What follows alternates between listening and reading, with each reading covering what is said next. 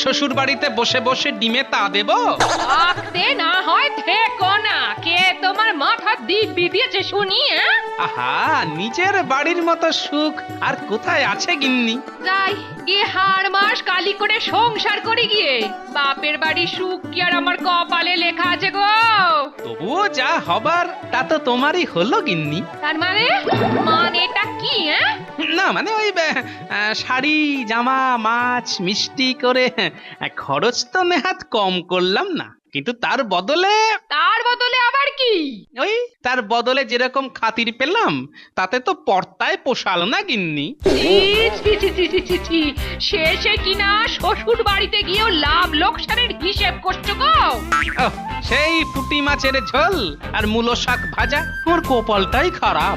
যেখানে খাতির পাবে সেখানেই তো যেতে পারতে। সেও তো গিয়ে দেখলাম ওই